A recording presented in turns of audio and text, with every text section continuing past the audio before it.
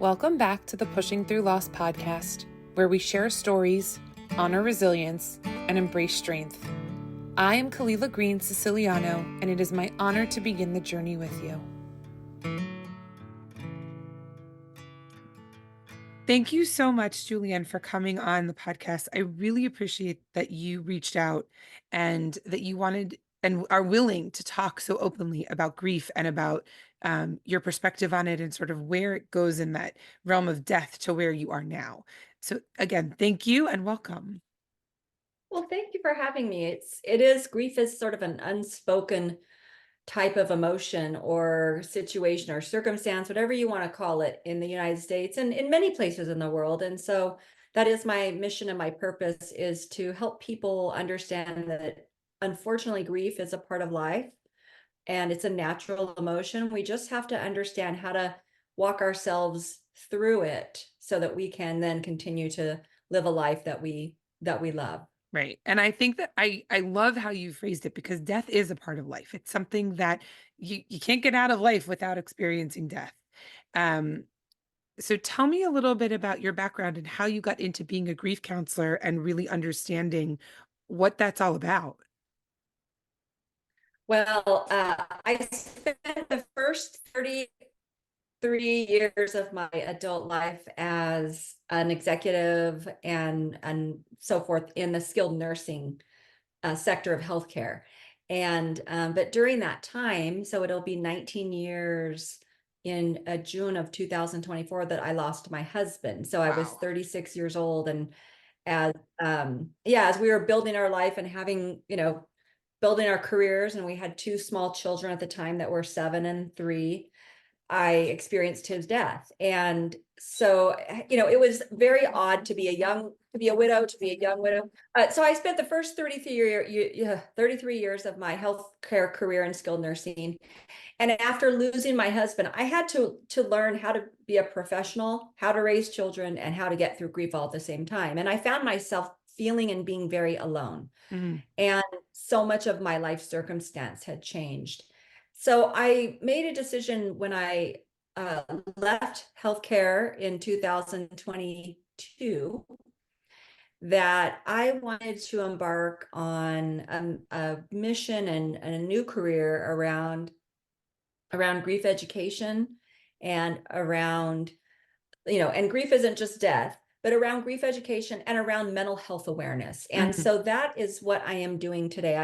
I have a master's degree in public health. I'm a licensed nursing home administrator. I'm a certified grief educator.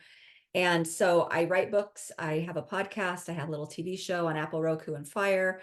And so, just it's all things finding the way to a life you love.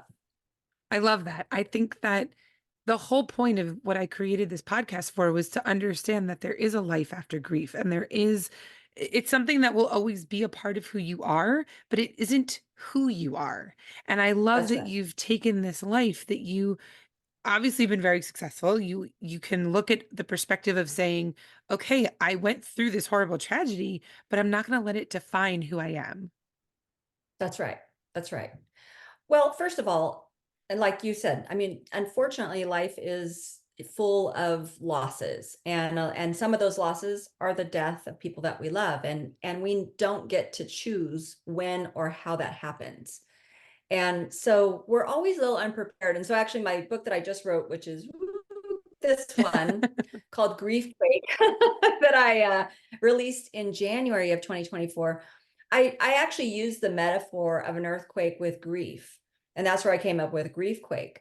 I think that's And such a I'm a perfect name California. for it. Oh, well, thank you. Well, because I'm a California person. And so we have earthquakes. And okay, so you too.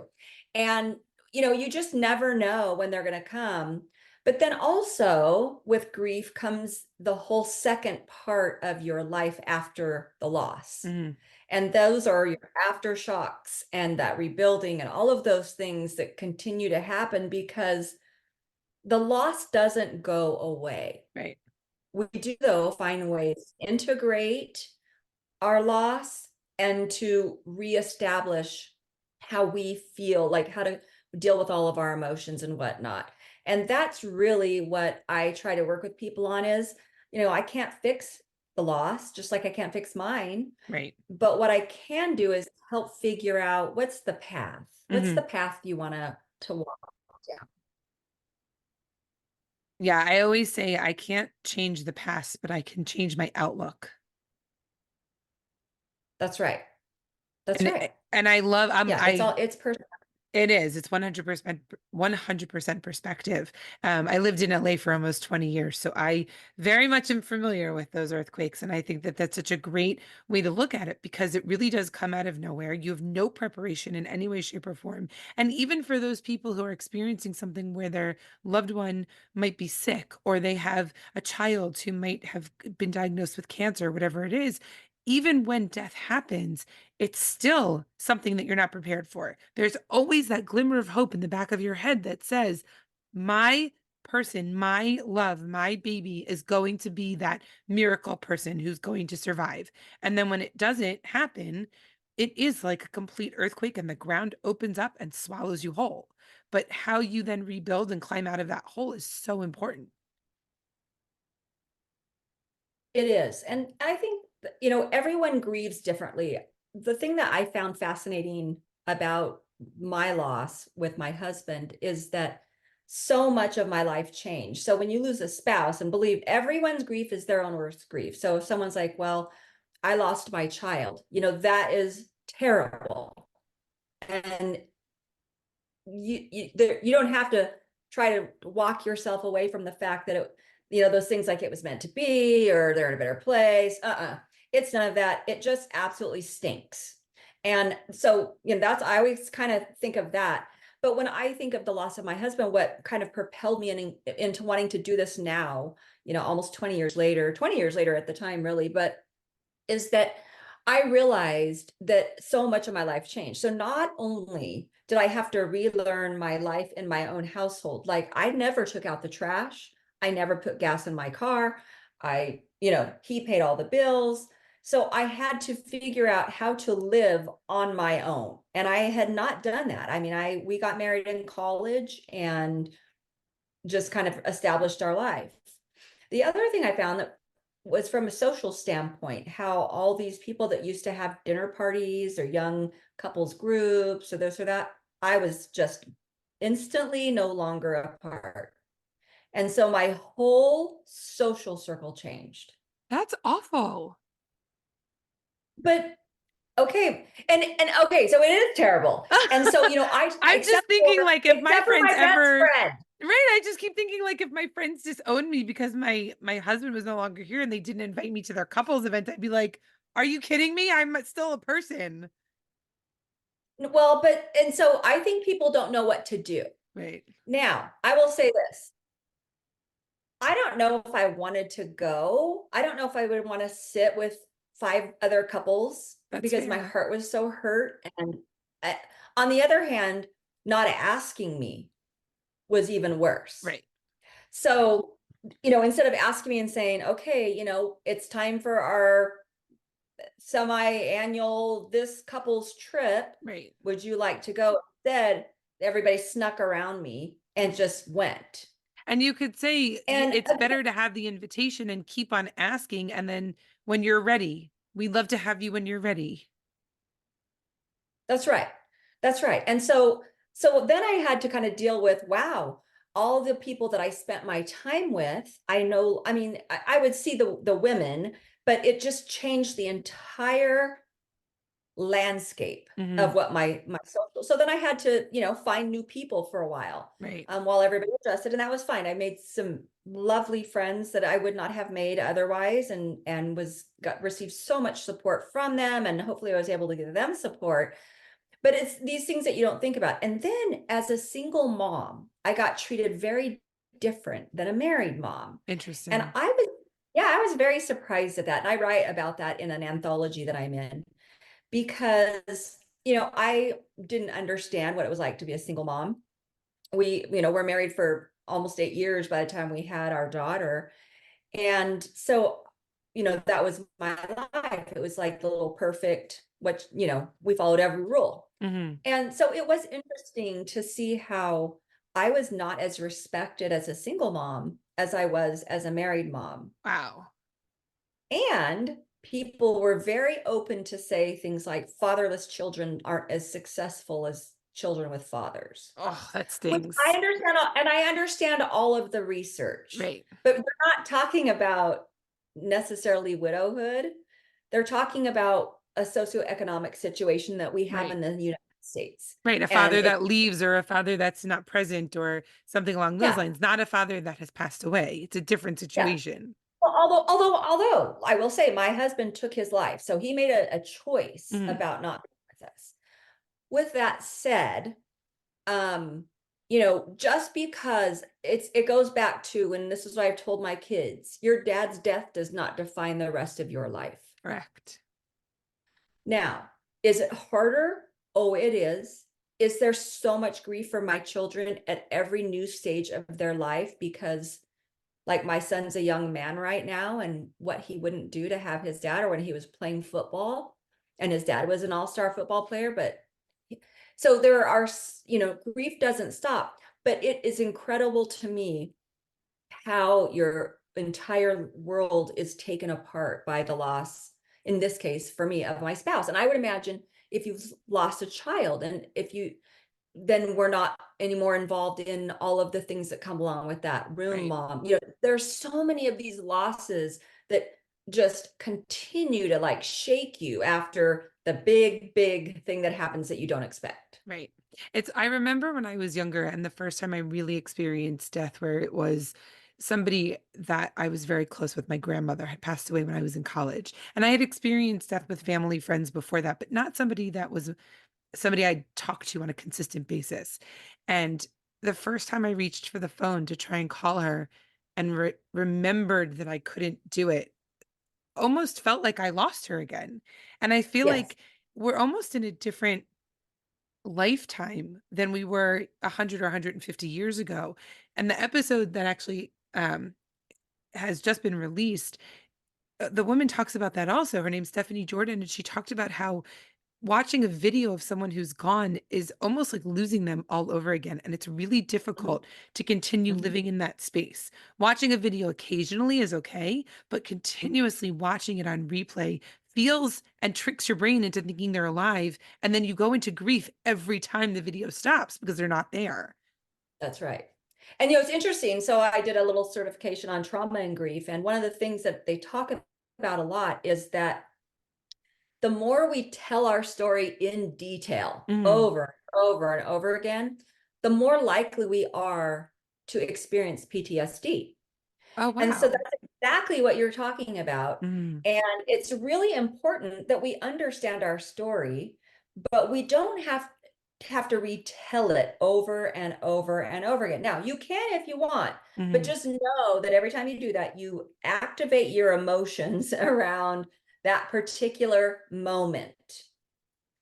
And, you know, I will tell my story, you know, I don't have a problem with it, but quite frankly, I want my story to be more about what did I do about it, Mm. and whatnot, because I can't go back and change that other part of the story. And and today I mean, I have certain pictures around my house of my family, my husband, and I can look at those. But to get out a photo album, so I'm talking almost like I'm talking almost 19 years later. Um, if I get out a photo album, there will be some pictures that will catch me off guard Yeah. this many years later. And that's something I like people to understand, because at first I thought that was a problem, like maybe I hadn't dealt with my grief, Mm. but really it's just that grief never leaves. Right. We don't just like, so when people say like, I'm going to move on, Or well, time heals all wounds.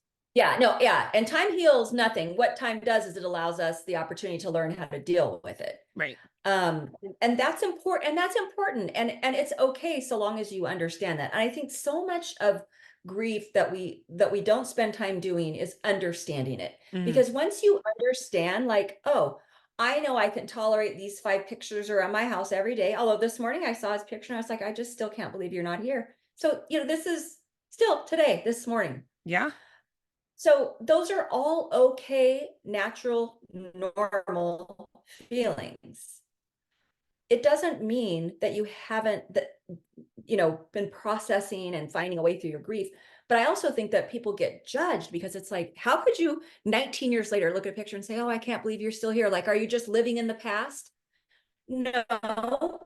I still love my husband. He's still part of my life. And so I want to give permission to people to say, I can still love the person that I miss. I can still miss the person that I love, but I can still find a life outside of that. 100%. Yeah, and I posted something on Facebook and Instagram last week, and it was suffering is not loyalty, and it took me a long time to figure that out. My friend literally just said that she lost But her father a year and a half ago, and she said her journey is so different than that of her mom's because her grief is something she understood that her father is not here. She's really processed it. She has worked through the emotions. Energy is everywhere. And she always says that motions are energy. And if you can release the energy, then your emotion, energy in motion, is then released with it. But the idea that she yeah, still misses her father is still 100% there, but she's not suffering. yeah, right. And like my dad passed away 5 years ago, and we miss him every day. Right. And I think the misconception is that first of all, grief goes away is one of them. I think another one is you can actually grieve and not be totally sad. Right. You don't have to be a train wreck. You Right. can grieve and I'm still sad, but I'm a functional sad. Like Right. I know there's a sadness. I don't get to talk to my dad anymore. I have a significant sadness that my life didn't turn out with my husband the way we had planned when we got married at 22 and Mm. 23. And then you do grieve all of those secondary losses. Like, gee, um, it would be nice right now that I an empty nester with my kids if my husband and I could be having this empty nester time. Right. Or when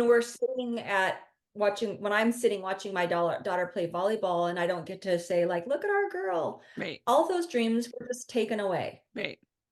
And it still hurts that those were taken away. But I also when I let myself know that it hurts and it's like it's okay, then And I don't have to get sometimes I also feel like it's their way of saying hi. It's their way of just being like, "I'm still here. I know that you're oh having a yeah, moment where you're thinking of me, and that's okay, and it's okay to feel that ping of sadness, but it's also that's okay right. to continue living." That's right. And that's the thing. You don't get badges of honor for staying in suffering. Right. Um, it's really hard enough without putting that pressure on yourself. So, that's I try when I work with people to help them understand that grieving it's a lifelong process, Mm. but it has and all the phases that everybody talks about, they are all there. They may or may not happen in order. There is no time frame, and you may go right back to one. Yep. Every once in a while, I'll get really mad. Yeah. Like, how could you have done that to your kids? You know, Yeah. or whatever. And so it's normal. But again, I think that the problem is we don't talk about it, and so then what happens is people are reluctant to share their feelings about their loss. And then what happens is, to your point, what I say is, if you don't release it, you can't heal it. Right. So then what we do is we just keep all of this inside because we don't want to tell somebody that 18 years later, I'm still sad. Right. We think it's not normal. We think that it's Yeah, something that you should be over, like you said before. that's right. I should be over it. I should have a whole new life. I should almost, but see, people don't cease to exist Right. And your just memories because of they're not. them don't cease to exist. That's right. So that's what I talked about last week in my post was okay, suffering isn't loyalty. Memories and remembering and telling stories and using their name, that's loyalty. Right. I love that. I love that idea. You Can know, I ask you how you continued on as a professional and like you said, almost 19 years later is when you really got into grief counseling? Because it's such a dichotomy of worlds. oh, it is. It's massively different. Actually, it's okay. So I actually ran the second largest company in the United States that provided skilled nursing care. Wow. So Yeah, so it was a really big company. I had about 30,000 employees that were that I got to work with, that were amazing, Wow. incredible, loving human beings taking care of other human beings. And it was the biggest honor of my life to be able to do that. Um, and so when my husband died, I was like ran like the West Coast of that Mm, company. So I had quite a few centers, and then I got more after about 6 or 8 months after he died. And at that point, I was running about 85 facilities. And I had my two little kids. So by now they're 8 and 4. And luckily, I have a really supportive and loving and incredible family. mm, And so where I live, my whole family lives still. And, they helped me significantly. And my friends, everybody helped me so that I could continue to go on. One other thing that was really important is that I had a boss. His name was Dave Devereaux, and he was my COO at the time in 2005. And he supported me through the difficult time. I'm sure there were days I went to work for 30 minutes, 2 hours, 4 hours. My team kicked in and wow. really helped. And I think number one quality results in everything that year. But they all really were my rock. But my boss really just let me grieve. Mm, Now, there are a lot of people who don't have jobs where you can do that. So I was very blessed. And so it's not always that, I'll say, simple. However, for me, work was a place where I could feel like myself again. interesting. It's where I felt there was normalcy, where I Yeah. felt that I was valued, where I had some self-esteem, because when your husband takes his life, you're kind of like, whoa, um, I guess we didn't mean that much. I guess I didn't mean that much. Yeah, you start questioning everything. You do. And then it's kind of like the ultimate breakup. That, that's one way to It's put it. like goodbye forever. And Yeah. I had to work through some of that. It was not good. With that said, I was lucky that I had that. And then I have always been kind of an ambitious person. And so the ability for me to find some place to almost it actually let me, it was such a good outlet for everything. So I just kind of threw myself into being the best nursing home executive that I could be. And it saved me. And then also faith for me. Mm, I'm a very faithful person. I believe that um I don't believe God caused my husband to kill himself. I believe God had many options that my husband Alan could have taken, and that's the one he chose through his free will. But I also know that God created opportunities for me so that I could come out and be rescued from the situation that I was in. mhm. And so, yeah, I also, and to this day, lean very, very heavily on my faith. One thing that I've actually noticed over the course of the interviews that I've done, and I've done close to 30 interviews now, is that the people who really have been able to push through and thrive on the other side very strongly rely on their faith, Mhm. whether that's Christianity, Judaism, whatever you want to call it, whatever you want to believe in the higher spirit or the higher Right. power. It That's really right. is something that those people have just a beautiful smile on their face. They can look at the outcome and say, I'm going to try and make the best of whatever I have, and I'm going to continue living my life while honoring the person that's no longer here. That's right. Well, and I gotta tell you, the first 5 years, I mean, I threw myself into work, and I was obviously raising my kids, and I was a Girl Scout leader, and I was on the baseball board, and da da da. And I traveled all over the United States. I mean, I did it. Don't know physically how I did it now, to be honest. All the I do. I'm support. like, gosh, but I was younger, so that might be some of Right. it too. But with that said, that was my way of also keeping myself probably a little distracted Right. over some of the realities. But with that said, I look back and I do wonder how I did it. I also see the hand of God in every single thing that happened. I can see how all the things lined up. And so I can't not, recognize that God had made a way for me and Right. for my kids. But the first 5 years was terrible. Right. In addition to my husband passing away, my father-in-law decided to sue me for grandparents' rights for partial custody of my children. Yeah. And so we just had a lot of trauma that first 5 years. So it was kind of like, kick me when I'm down. Yeah. And it's also a time where I did not have a lot of financial resources. And so it created even more strain Right. because the day my husband died, I didn't have enough money to pay for his funeral. So Wow. it was a really tough time. So I did have to find where my pillars of strength were. And I had to redirect myself to that sometimes every moment. Mhm. And I think that's the other thing is like, it's not like you can just say, well, I'll deal with it later. Sometimes you just have to make it through the moment, or you can't think about if you're going to make it through the day. You have to say, am I going to make it through right now? Right.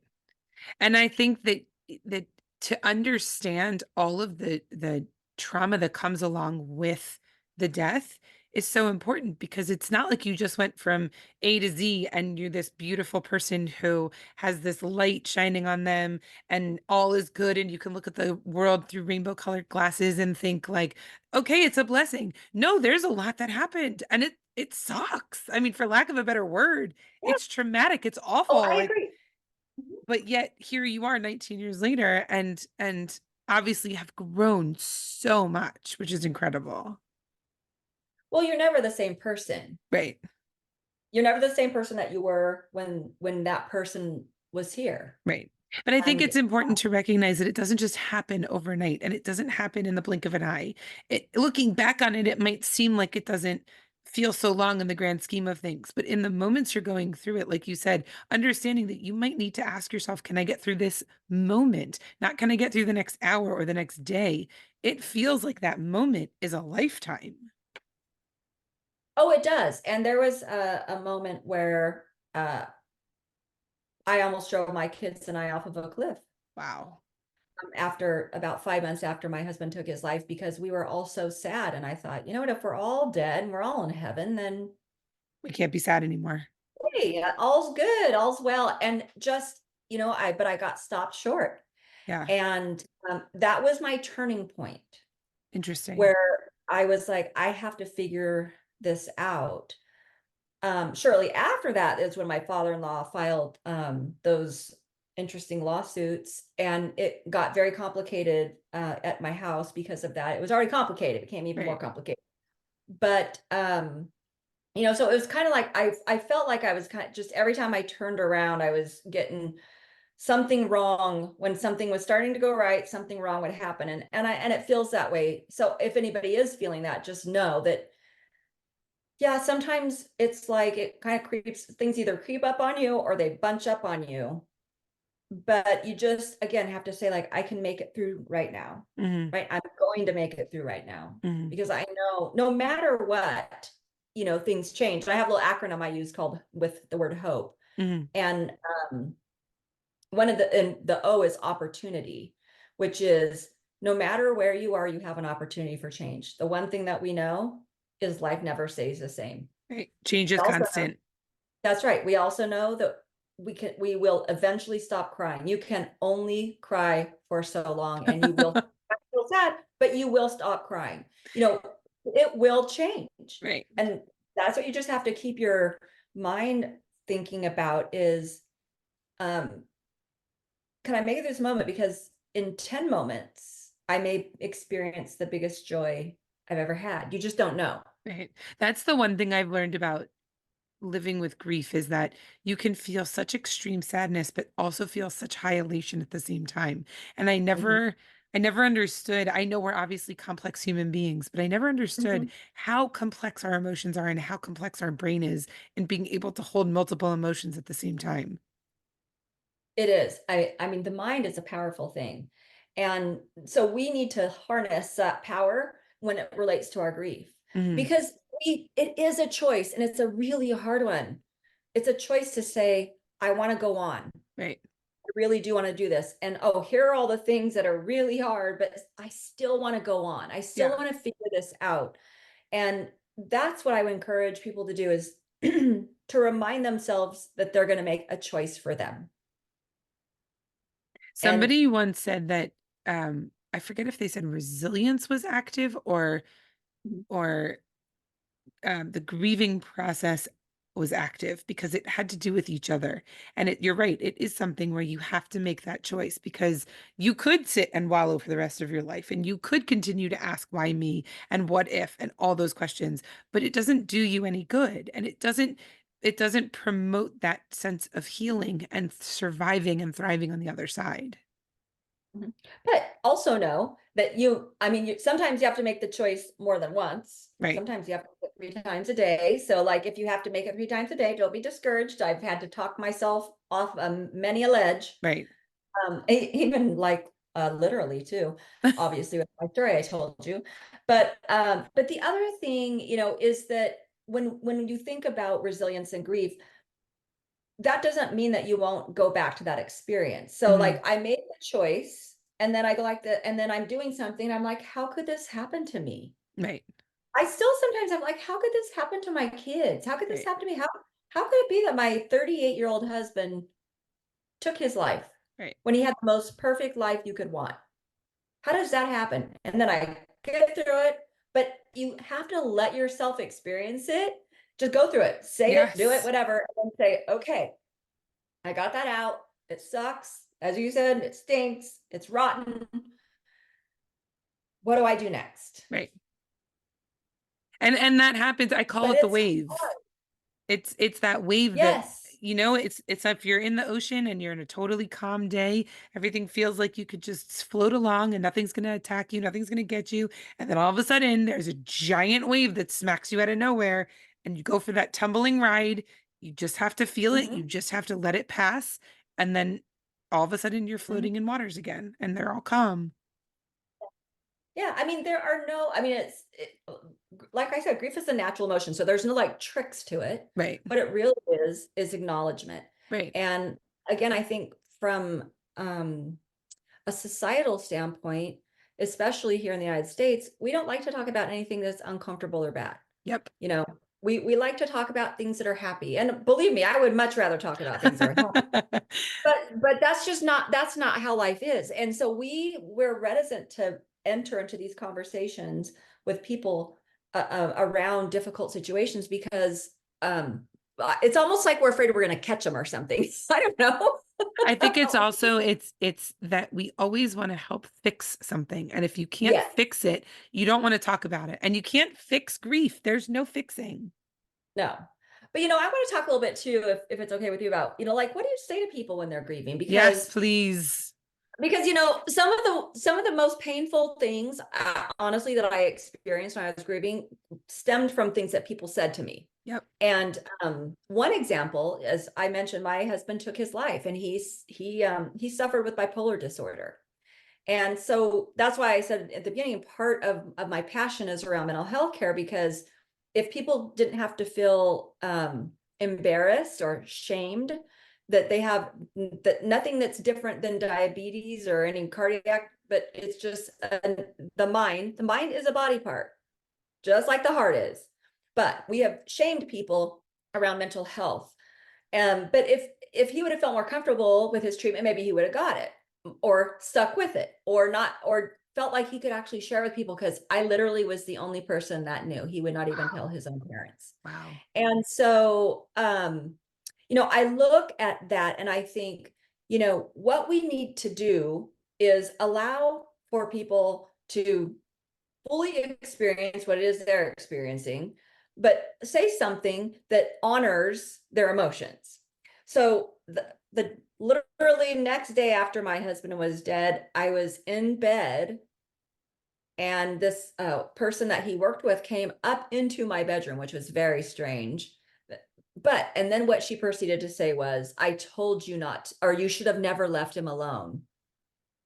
That is not a Okay. normal thing in any marriage. Of course, you're going to leave somebody alone. Well, and I had You're to not go to his work. babysitter. That's right. Well, and I had to go to work. We had two small children. He was off of work on disability. Somebody had to get food and pay the house payment, right? But even if it was a totally normal situation where he was not on disability, Absolutely. that is not That's right. that people don't use their brains. Well, and the thing that it took me, even with I have an undergraduate degree in psychology, but I studied bipolar like crazy after he passed away, Right. just to remind myself and to learn more about it, you know, to see what had been updated since I got out of college and whatnot. But you know, they have done all the studies. People who attempt to take their life will usually keep trying. And he did. And That whether was you the were in the third. house or not would not have made a difference. That's right. So it made me, I had to, but it took me years to really say, okay, it's true. Like, even if I would have stayed home, he would have made that decision in some way, shape, or form. Right. It wasn't just that day, that moment. Now, it could have been if that was interrupted, he might have not tried again. But the point is there's no, number one, no way I could have known he was going to do it. And number two, in the end, that was his third suicide attempt, and he was Wow. successful that time. Wow. So, and I caught him on the other two. So, you know, it's one of those things. So, you know, when it has to do with what do you say? Well, you know, some of the things, first of all, is to not say are like they're in a better place. I know it feels like you're saying, oh, but they're in heaven and they're with God, and but in the end, you know, your loved one, the only better place there is with you. Right. So I think that when you say to somebody like, oh, no, don't say they're in a better place. Instead, you can just say simply, I'm really sorry that you've lost the person you love. Hmm. But again, see, we also always try to fix, like you said. Right. So what do we say? Oh, they're in a better place. Right. Um, let's see, which other one do I love?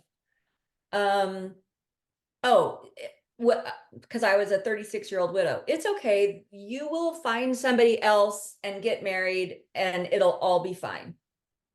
You're like, well, I don't think it will all be fine. I could still find somebody and get married, but it's still going to be with me. Thank you. Yeah, and so that was one thing I got a lot. And so instead of saying that to someone who's lost someone, I think just to say, I know that you have really special memories that I hope you always cherish. Right.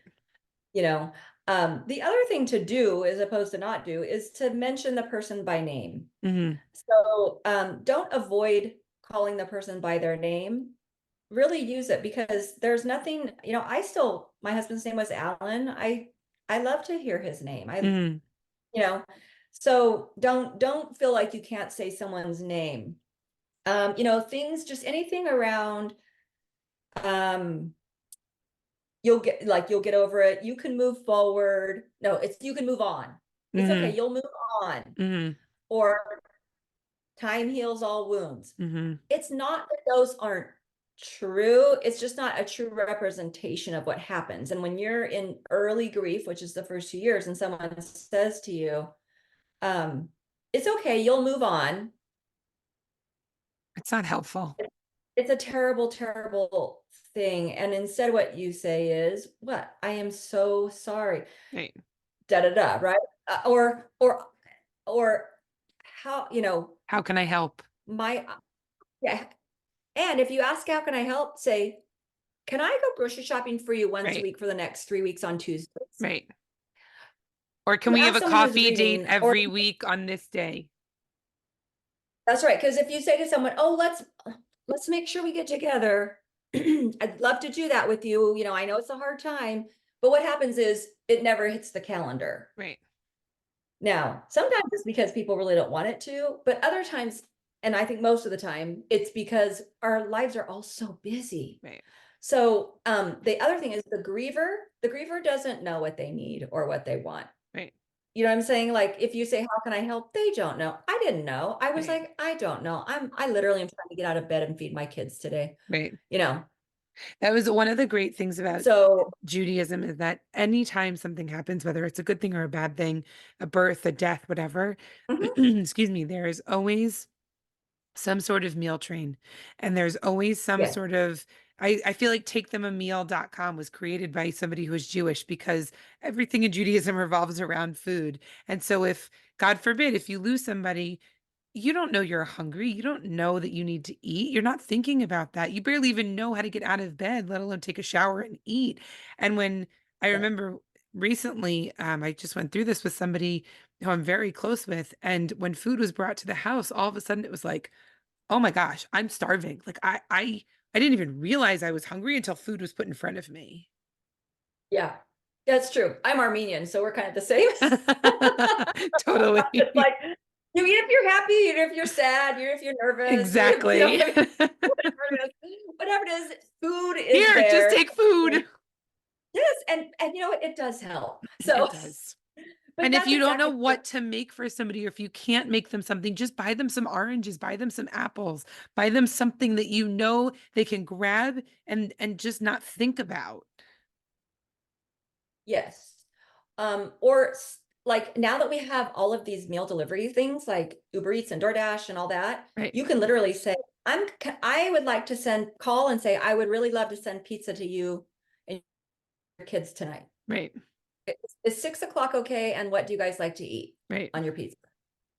And so those are some of the things I suggest on what to say. But in the end, we don't, and the other words that really are hard that I would give as some advice is don't just say at least. Well, at least you were with him when he died. At least you Yeah. had your mom for 80 years. Yeah. You know, anytime you say at least, you're minimizing what someone's experience is. So instead of saying at least, just don't put that in front of the rest of your sentence. Right. Right. Nothing in that respect is going to fix So those it. are right. Right. So those are sort of my quick and dirty ones, I guess, like things not to say, but it's hard and we don't know what to say because again, we've been programmed that we don't talk about death. Right. Right. So those are some of the things. I love that. And I think that's such a perfect way to round out the conversation because I think giving advice onto not just what to do for yourself, but what to do in terms of helping other people. We all want to help, and it's part of our Mhm. innate goodness that I like to believe everybody has. And I think that the ways you can Yes. help are sometimes not the obvious ways that you think. Like you said, don't say at least you X, Y, and Z. Just pick up the Mhm. phone and say, I'm bringing you dinner. What night do you need? Or is somebody taking care of you tomorrow night? I'll take care of you the next night, whatever it might be. Yeah. Or do you have any appointments coming up that I can take you to Right. so you don't have to Even drive? I had a good friend who I talked about her a few episodes ago, but I loved her. I didn't know her very well at the time when I had the miscarriage, and I didn't know that she had had her own miscarriage. And she came over and she just sat on the couch with me and she said, I understand what you're going through and I'm here. And that was it.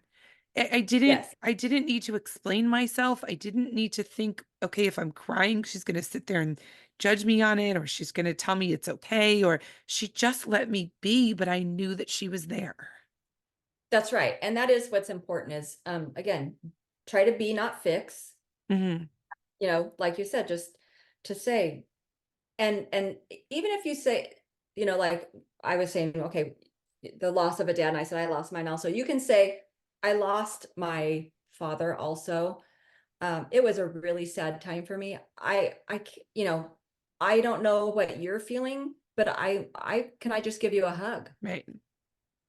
And I'm sorry. Yeah, I know that you're in pain and it's just not right. It hurts my heart for you, Yeah. you know? Yeah. So I anyway, love that. but I do believe that we heal by helping. And I think that's been part of my last couple of years too, is it's taken me, I think, to an even better place to help others.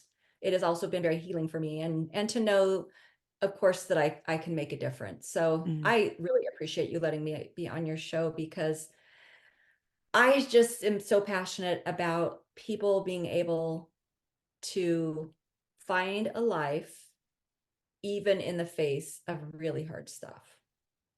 Honestly, it's really been my pleasure and my honor. I love that you're talking about the hard stuff. I love that you wanted to come on, and I just am so excited to share this conversation with others because I really think that this is something that needs to be spoken about more and spoken about with younger kids and to just get it out there. Mhm. Exactly. Like, I know we're about done here, but my children experienced a lot of really, really mean things said to them. And so that's why I think it's really important, to your point, that we talk about death and grief as we're raising our children. Mhm. Uh, there were some very terrible things said to my children. And Wow. now some of it is kids just do those things. So, on the other hand, I think that if we teach our children to be compassionate and Mhm. empathetic, so that when we see someone hurting, that instead of being mean, we learn that we should instead help them heal. Right. I love that. Where can people find you? Well, I my website is www.juliannewilliams.com, and it's a hard one. It's Julianne Williams.com. And I have a Facebook page and an Instagram, Brave Enough Community, because my thing, and I have necklaces that say brave enough, because that's what you just gotta be brave enough for that moment to I get love through. that. And so that's, you can find me on Facebook, Instagram, and on my website. And then I have my Step Into Your Life TV show on Apple, Roku, and Fire, and the app is called Phoenix TV. And then it's also, you can find it on my YouTube channel, which is Brave Enough Community. So Amazing. I love that, and I will put all of that in the show notes, and we'll get make sure people know how to reach you, and you've got some incredible books and incredible stuff, so thank you so much for joining us, and thank you so much for sharing some of the knowledge that you've gained and some of your expertise and your experience. well, thank you again for having me and letting me continue to live my mission. Thank you for joining me today on Pushing Through Loss. I hope this episode has provided support, understanding, and a sense of community. Remember, you are not alone on your journey, and you have the strength to face the challenges that come your way. If you found value in today's conversation, please leave me a review and consider sharing it with others who may benefit. Together, we can help each other heal and activate our inner strength warriors. Stay tuned for more empowering conversations, and until next time, you got this.